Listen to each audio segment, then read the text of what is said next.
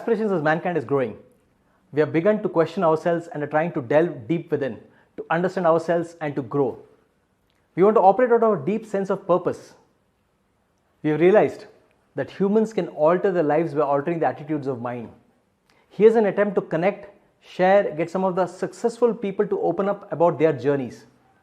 An attempt to delve into their minds, thought process and attitudes, how they think, feel, operate, and what are the habits that make them who they are. In the process, accept ourselves with all our insecurities, vulnerabilities, fear, and work towards transforming ourselves into better versions for today and tomorrow. I am Satish Rao. I am an abundance crusader, vlogger, online and network marketer. I am passionate about creating abundance in all areas of our lives.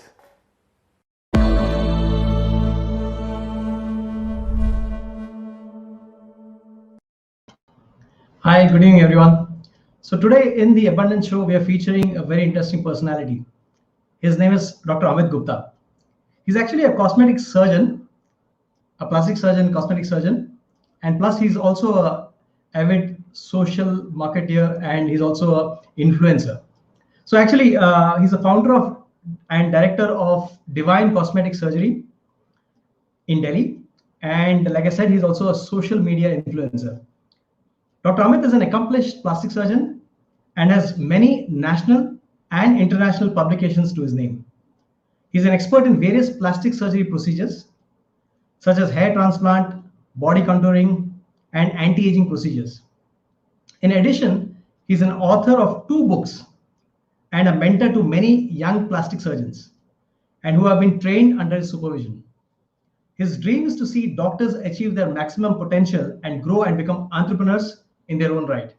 So without any further delay, let me get him on screen. Here's Dr. Amit. Yeah, here he is. Hi, good evening, Satish. Good evening. Good to see you. So actually, I think I got to know you in one of the training programs that we attended together. And I think it's very rare that professionals like you who are quite busy have the time to get into the self-education space and do something which is little away from what you're normally doing, right? Correct. And yeah. It's just that I feel that when people say they are busy, they're not directing their focus to their vision. So being busy means that you're being busy without being really productive, and you've not got your focus, because someone who's planned out his things will never be busy. So there's a long story to the self awareness thing. So I wasn't always like this. Well, of course, I'll give the mic back to you, but otherwise I won't let you talk. Please, I think when we're on the topic, let's speak about that. It's a very interesting thing that you're touching upon. Please go ahead. It is. See, what happens is, I'll tell you, I'll go back. So I'm 44 years old and I'm a plastic surgeon. Why I mention my age is because, so 1999, I finished my MBBS. 2003, I finished my surgery training. 2007, I finished my plastic surgery. And super specialists, plastic surgeons are like, we are educated. We are an educated lot, and we are intelligent people, supposedly. I mean, some of the top intelligent people only get to go to medicine. The problem is that we are taught in a way to be proud of being intelligent, and not really being worldly wise, not knowing anything about your own self, not knowing about marketing your skills, not knowing anything about investments. The only thing that we are taught is your gods, go treat people. So medical colleges don't treat us about life. They don't teach us about life. So everything is great. Everything is great. So we are like hot plastic surgeons, making people beautiful, seeing beautiful women every day, apparently, and stuff like that. So, but what happened is that, so when you talk of self-education, so I am, of course, a lot into that as well, but it's about other things as well. For example, so the story kind of begins somewhere around 3.5, 4 years back. So we were already doing a lot of website marketing and stuff, but we were blowing a lot of money, not actually getting a lot back. So that was the trend, and we thought, "Kaise hi hota hai?" Fate, a bit of an accident in one SMS which came to me was, so that led to something where there was a program which my wife attended, and that led to another program. with one of the business coaches, Mr. Rahul Jain. And so I attended one of his initial classes, and I thought it was interesting, something different from what I have done. So we did an 8-month management program with him, both me and my wife. Then she got interested in the digital marketing side of it. I kind of was more into the vision side of it. So to the operations aspect or the sales aspect, I was more into the, the self-awareness, betterment side of it. Then I got to learn about Tony Robbins, and that's where we actually interacted in one of his events. So Rahul was the start of it, and I've been regularly doing. So I've done Blair Singer's course, I've done Tony. I'm part of the Success Gyan, thing also, where they have these programs. So what that actually taught us is that we are a very minuscule part of this entire universe. I mean, we don't exist. So what we think here is where we are there. We don't exist, and that learning came as a big shock. And the other thing was that it opened up for me, probably self-education thing made me realize that I'm not the only one around. And the second thing was I have to make myself heard. I have to make my presence felt. So then what we did was, I and my wife, we created a lot of marketing. So also prior to that, what happened was, so I've been working for 10 years, 12 years, post plastic surgery, made a good amount of money also. Unfortunately, made a lot of bad investments because there was no advice. And, doctors, proud people, we are the best, all. So that, and a strange incident was, I think this was in the month of May 2017. I was working for an international brand called Advanced Care Studio. I was doing a lot of surgeries for them. I had ignored my own clinic, so I wasn't marketing myself. So I said, "Theek hai, wahan se paisa aa raha hai, I'm good, I'm happy." And my clinic just started crashing because no one knew me. I was operating for them. And there came a time where, for some funny reason, I didn't have money to pay salaries. And that was after 12 years of being a plastic surgeon. And I was like, this is not right. Something is seriously wrong. So then the self-awareness thing. So we said, no, we got to hold the bull now. So my wife got into the marketing side of it. So ethical marketing. It's not just marketing, ethical marketing. I call it ethical. So she took on the digital aspect of it. I took on so she made the plans. I did the video part of it. In talk, I made a lot of. In fact, today on YouTube, I have more than 3,000 videos. Yeah. And and I also took on the thing about so I talked to a lot of people about vision creation, about future plannings, investments. So I've done a fair bit of work on wealth management and legacy creation. And my wife has worked a lot on operations of a place, operation setting up, and into the marketing. So she's had 2 doctors, and God willing, we are actually planning to create a program for doctors as well, so that they learn from our experience. So that's the gist of what how we progress. Very nice, very interesting. And this perspective, what you bring out is very, very, very relevant, because even for me, I realized that most of us professionals, when we are working in an industry, we tend to get carried away with that. And most of the time, success is like a double-edged sword. One edge is good, you enjoy it. The other edge of the sword is so very dangerous that you get into a situation where you think no end of yourself, you're not ready to listen to anyone, and then your learning has stopped long ago. It has stopped. And it is only certain adversity sometimes brings it out in you that, okay, maybe I should explore. For me, that adversity was when I stepped in after 25 years of corporate career, stepped on my own and had 2 consecutive failures in business. That was the trigger point for me to look at self-learning. So everyone has that trigger point. And for you, it's a hats off to you that you looked at it at such an early stage of your life. Good. Yeah, great. Yeah. I mean, I was about 40, so that was pretty early. And I started at 22. I would have been a different person. I would have been someone else by now. I would have been Dr. Naresh Trayan by now. But there was no guidance. There was no guidance. So that's what. So nice.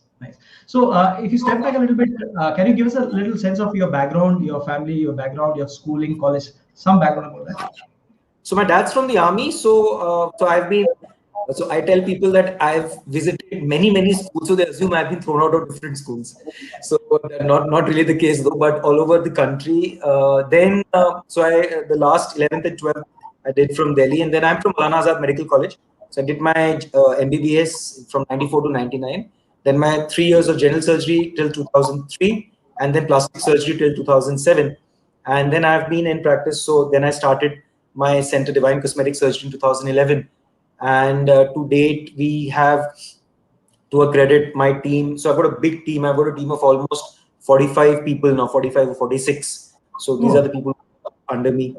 And my surgery team itself is almost about 16, 2 plastic surgeons are with me. We have to accredit nearly 7,000 hair transplants in the last 14 and a half years. Nearly 5,000 odd plastic surgery procedures. So we are growing. We are growing very fast. Planned growth, and so we want to become kind of the fastest growing brand of plastic surgery in India.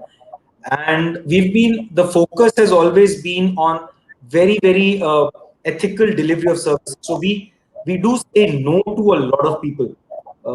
And whenever I have not said no to someone who I should have, I've regretted it.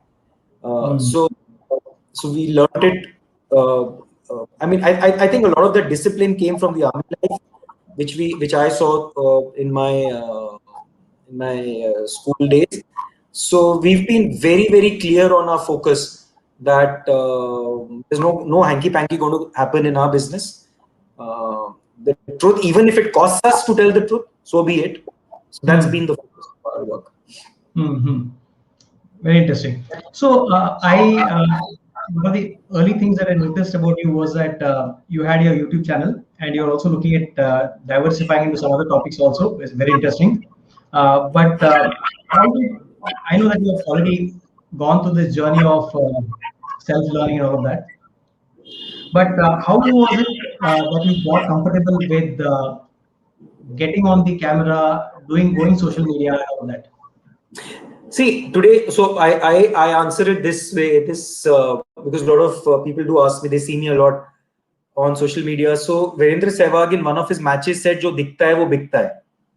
So it's a very simple philosophy. If you're not around, you don't exist.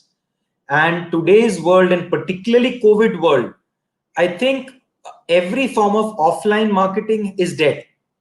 It's not only costly, but it's dead. And social media, digital platforms allow you a virtually free, if you know the way to do it, a virtually free way to reach zillions of people across the globe. And so I don't call it, for me, it is not marketing. For me, it is education. So all my videos, most of my videos on Instagram or YouTube are directed towards pain of a patient towards a particular aspect, and how we can help by way of surgeries to get rid of that pain. So for example, it may be a guy says, I don't have hair and I'm not able to marry.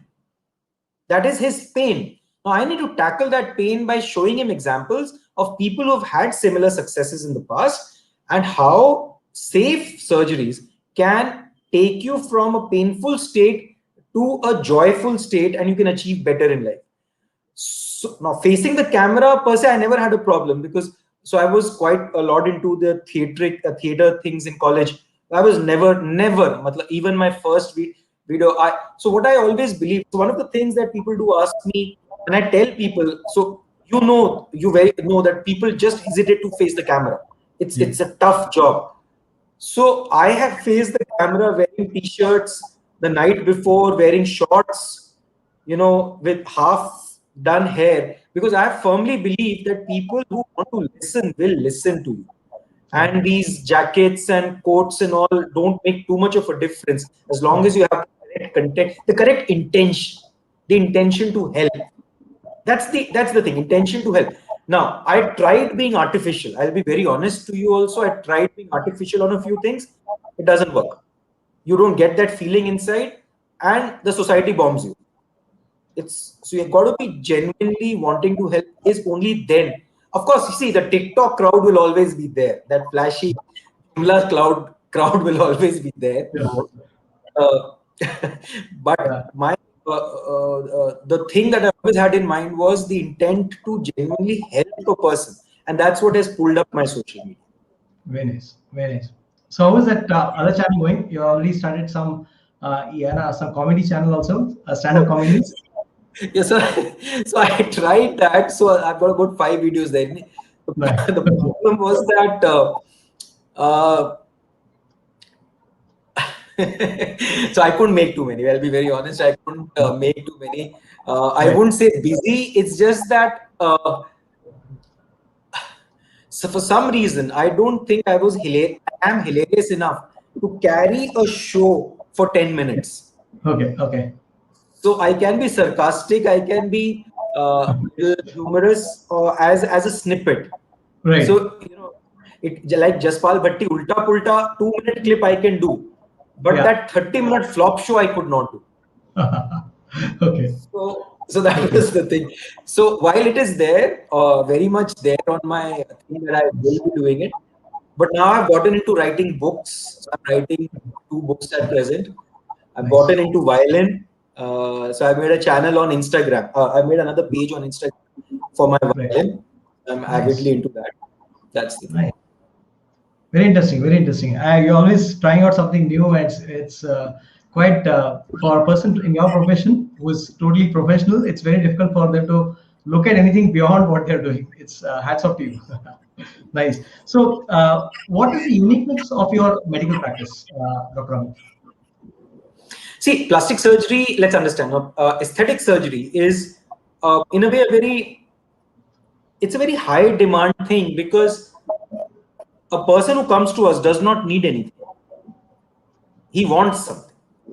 Now, satisfying a want is more difficult than satisfying a need, and Right. therefore, it's a question of a lot of psychology, a lot of handling of emotions. And one of the things that I learned very early on is that being truthful. And so I'll give you an example of that. So many times I get a patient who says, "Doc, I don't like my face. Do something about it. Make me better." And I'm like, I don't know what is better because better for you may not be better for me. So Hmm. define it for me. And then they say like, "Nahi, aap bata do humko. You let us know what can be changed." I said, "I'm sorry, I can't do that." The reason being, I may accidentally plant something in your brain. You did not come to me for your nose, but I may say that your nose is not good, and then it will get planted into your brain. So what you did not come for, you'll end up doing that. So that is why, as a rule, the 15 years, anybody who says, please suggest, I say, I'm sorry. You tell me, I'll tell you what are the options. But I will never suggest you. Very Because nice. most plastic surgery patients are a little suggestive. Hmm. They need that suggestion from you. Hmm. So it can be very dangerous to make a suggestion. What happens is, what I've seen is, if accidentally I've made a suggestion and the patient goes for the surgery, their satisfaction levels are much lower because they never wanted it. You suggested. Hmm. So that is one thing which I've tried to always follow. And second thing always has been to under promise. I know Grant Cardone says over promise, over deliver. Yeah. But for some reason in aesthetic surgery, I've always seen that we need to keep expectations a little lower. Be very, very honest, because when people see the media, they assume that it's a picnic. Gone to the hospital, did a surgery, tomorrow morning you're like Sylvester Stallone, you are Angelina Jolie. What they do, Kim Kardashian, what they don't know, Kim Kardashian has had tens of surgeries. It's not one surgery. And she's gone through massive pain to achieve what she has. Patients believe, so we need to burst the bubble very clearly. Hmm. And also anybody, so not the idea always is to help that person. Make sure to Hmm. help that person. We get people who are little bit on the cranky side as well. So for them it's like, ye kar do, nahi to I'll commit suicide. I say, I'm sorry, I'm not a doctor. Because then it's a problem. So I think if I was to summarize the beauty of our practice is, one is, while is never be suggesting anything, be receptive, and then give the options. Second, we've been brutally honest in telling things, and we've been brutally honest in accepting mistakes. So I have done corrections free of cost for people because I know they've already paid for it. They had an expectation from me. I did not deliver at that time. so I need to make up for it. So even if it's at my cost, so I've stood by that all these years, and I think that has worked well. So a lot of people come back years later and say it's your goodwill which has brought us back. So that's what I would summarize it. Very nice, very nice. So what would you say, how is the social media? I think you'll have to mute one of your thing, I think. So the social media, I think you're creating a lot of educational videos, and it's not a typical video that one would expect. It's more from the angle of educating people. How did you go about it? How is it helping your career as such? See, one of the reasons for the okay, so I'll start this answer by differentiating. So if you heard of VLCC, you heard of Kaya. So these are aesthetic chains who do the similar procedures as us. They hire a doctor and get the procedures done. Yeah. The problem in the law in India is I, being an expert, technically cannot market. So I cannot sell. Yeah. Whereas Kaya can. Oh, yeah, because they are a company. They are a company. And so that's a huge challenge for us. And I realized that there's no way getting around the laws. There's no way you can play with the law. The law says you should equip yourself to teach people. So that was one of the guiding forces. And gradually I learned that when you teach people, you actually become a form of an icon for them. So they look up to you as a teacher, like you and I look up to our teachers. Yeah. We always remember a few teachers who have influenced us. Yeah. So that way, what I saw on social media was the moment a person sees you as a teacher, as someone who's educating, guiding, they get so much confidence that they will buy from you. So in a way, education became the medium for generating trust. And that is what has worked in terms of patient coming to us has been the trust because of the education factor. Very nice. So in fact, I would say that I have worked in the medical industry for 25 years before I started something on my own. So I would say that it also hats off to you, not just to praise you, I'm just telling you this, because it takes a lot of grit and a lot of humility actually to step out and educate people. Because sometimes what happens, even we, whatever professional you are, you have this thing in your mind that I am good in what I'm doing. Why should I stoop to a level where I go and educate someone who doesn't even know anything about it? It takes a lot of humility also to put yourself out there and be ready to be judged also by people who don't know anything about the topic and have some comments of that kind might have come. So that might happen. It takes a lot of humility to step out and educate people who are not even there in the level where they can understand, sometimes appreciate what you're talking about. So I think it's a good initiative, very good initiative. I think more and more doctors should do that actually. Absolutely, and you are absolutely right. I have faced the choicest of abuses on comments passed on YouTube and stuff. I've had people who've been like outright barbaric in their comments, and they don't know a thing about it. Yeah. So I'll give you an example. 15 days back, there was a guy who just wrote that don't go to this doctor. He's very egoistic. He's only money-minded. He doesn't care about his patients. He's the worst doctor around. Fine. Then I wrote to him that, when have you met me? Because what did I do wrong? And the next line was, no, I've never met you. I've never been consulted by you. Like, that doesn't make sense. And why you write nonsense if you've not met me also? Yeah. So people, and then social media has another problem. Competitors. I've had people, I know who the clinics are. They send their people in your videos, in your sections, and ask them to put negative comments. Yeah. Yeah. It's the meanness of a lot of people. It just doesn't make sense, but you got to live through all that. You have to live through it. In fact, it takes a lot of strength also to do that. Just now we've been taught, just ignore it, because that's the first level, the level of where people are throwing brickbats, and most of them are falsified. You have to go through that phase to come to a stage where you are an authority, you're acknowledged as an authority, you're already an authority. You're acknowledged as an authority in that space, in the social media also. You have to go through that. There's no other way of. And that fear keeps people from not taking the first step. And you have done that for how many years you're doing it now? It's been about 3.5 now. It's great. This aspect of, in fact, trolling, I found a very nice. I saw a very nice graph. The first I started, I ignored these comments, so I just let them go. Then I said, why should I ignore? Let me attack them. So then I started attacking.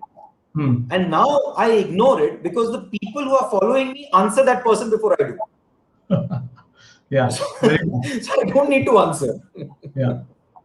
So that's the beauty of it. So, Very nice. Very nice. Great. Super. And I think I've lost the trail of questions that I was supposed to ask you. So what are the plans for the future now? Well, I really, so we've made a bucket list, a lot of things that we need to do, and the hours in a day get short because there's so much to do except plastic surgery. So plastic surgery is not something that interests me in terms of the joy in future, because there's lots. So I need to do something. So all the work that I've done to improve my own self, and so stuff like financial management, stuff like keeping yourself a happier person inside, stuff like manifesting and creating a vision, and then the tricks of ethical marketing. So we want to get this to as many doctors as is possible. So that is my prime goal at present. Is so we are working, and hopefully within the next 2 weeks to 4 weeks, I've not been able to put a deadline to it, but possibly by 2 weeks to 4 weeks, we are going to be coming out with a program targeted towards doctors to get them to save the 20 years which I wasted. So they start early, become entrepreneurs in their own right, rather than being governed by corporate hospitals and being managed by MBAs. It's about time that doctors stood up. I don't know if you're aware, at the time of independence, the chief medical officer of a district was the highest ranking officer in the city. They were higher than the IEA, the bureaucrat who used to be the advisor to the government, because they realized that unless health is given priority, a city cannot develop. Post-independence, the bureaucrats downgraded the chief medical officer position and downgraded the position of doctors. So now today, corporates run doctors, MBAs run doctors. Doctors are left just filling targets for them. So my goal, and it's been a challenge for me, that in the last few years, once my eyes opened up. And do we have 1 minute? I just want to tell you an example of what.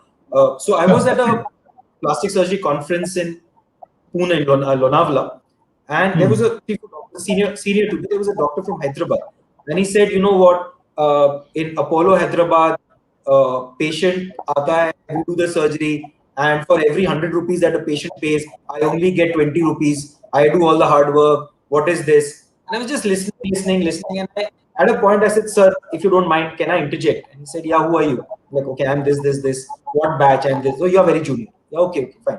Yeah, what did you want to say? So I just asked him one question. So the Apollo Hyderabad, how many of the patients that you operate are yours? And he just looked at me. He says, what do you mean? I said, I know exactly what I mean. How many patients do you take to Apollo Hyderabad, and how many patients does Apollo Hyderabad give to you? He said, well, most of them are from the hospital. I said, then why are you crying? Yeah. There's no right to crib unless you are forced. You generate 100 patients on your own, take them to Apollo Hyderabad and say, okay, I'm going to pay you this much. Accept it, or I go to some Fortress Hyderabad. Yeah. Hyderabad, give them the same offer. Take it, or take you to somewhere else. You will get the deal that you want, provided you have the power to take that deal.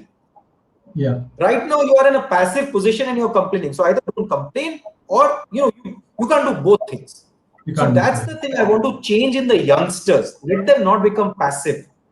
Let them force corporate hospitals to bow down to them. That's what is my aim. Yeah. Ultimately, it's all commercial, isn't it? Because ultimately, not just in the derivative sense, unless people realize the importance of selling, whatever it is, that selling is the thing that brings value, not only our expertise in whatever domain we are in, but also the expertise in terms of our selling or marketing skills also. That is an add-on, that's a benefit for the company or whichever corporate that we are working with, or the organization that with which we are associated with. So if, like you said, rightly said, if you are going to get depend on them for your marketing, then you as well submit to that. You can't be in a bargaining place. You can't. You can't. Yeah. So I want to my dream is to get as many doctors to believe that they have the capabilities to be a force themselves, and patients should come to doctors and not to a hospital. Yeah. Let doctors decide the management, not the other way around. Yeah, yeah. And that's how it was actually until very recently also, right? It was like that. It was till the Yeah. corporates took over. Yeah, till the chains took over. Yes, it was. So as an extension to this, what is the message for young doctors who are looking at starting this profession now, who are going to come out of the colleges in the near future? What is the message for them? Very simple. The first thing I always tell them is, if you're going to stay in this country and think you're a god, please change your profession, because even God is not treated very well in this country anymore. So forget about yourself. Secondly, be holistic. You've got to learn a lot more skills than just medicine, because today you've got to know management, you've got to know finance, you've got to learn spirituality, you've got to look after yourself.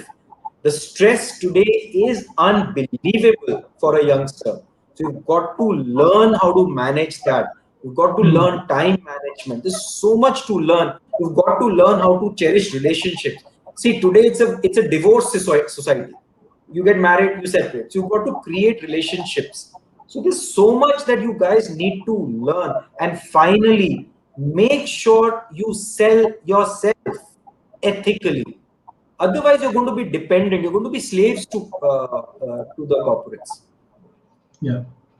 Wow. Well said. Well said. Well said. So, Dr. Amit, any hatke ideas for the future you're looking at? Already, I know you're working on a couple of them. A couple of them you also alluded to it. So, anything else? Hatke plan to retire as early as possible and leverage someone else to make to work for you. Great. Super. Super. Very nice. Anything else you would like to share with the viewers? Not really. I think we've had this amazing discussion of things outside plastic surgery, and that is the key. So life is outside. Life is outside your profession. Right. That is what. True. Yeah. So there are some basic things that, like we all know, that it's not been covered in our curriculum, in any formal curriculum, schools, colleges. Those are, I think, some things are basics. You know? Like one is you're professional anyway, you have to be good in it, and you need to add on all these trainings that you undergo in terms of selling, in terms of finance, in terms of building your business, all of that. The second aspect is personal finance. I think that's what you said is exactly true even in our profession. In network marketing also, people end up making a lot of money. And if you look at their lifetime earning, it will be huge. But the unfortunate part is there very little knowledge or education in terms of how to invest it and how to look at building that wealth. So that wealth creation formula is totally missing out element in their life. They just have earned well, they've spent it well, they lived well probably, but they didn't have a clue as to how to build wealth. So that is the second part. First is your profession, second is your finances, and which also includes wealth, and the third part is about personal health. People, they actually, I was interviewing a doctor. He was saying that we have literally outsourced our health to doctors and hospitals. These are basic things. Your health, your personal health, your family's health. Those are some things which you cannot outsource to anyone. You have to self-educate, implement, make mistakes, and learn from that. If you don't do that, then it's like you're living your life like the dead. True. That's the And I think one of the biggest things one of the most important things one should learn is wealth creation. There was Varun Malhotra, one of the most famous guys in India for this. He says that today, if you are not rich, it is your grandfather's fault. So, and he says, now you don't be a poor grandfather to your grandson. Start doing something about that. So he's and one of the most beautiful books I've read is Tony. It's always on my table. Tony Robbins' Money Matters or something. It's one of the most fabulous books on wealth management one can ever come across. It blew my mind when I read that book. I said, what have I done with myself in these years? Very nice. Super. Great. So it was extremely interesting conversing with you. All the very best to you, all your future endeavors. And especially for your project of reaching out to doctors and seeing how we can make them self-sufficient. It's very interesting project. All the very best. Thank you so much. Thank you so much. Have a wonderful day yourself. Thanks.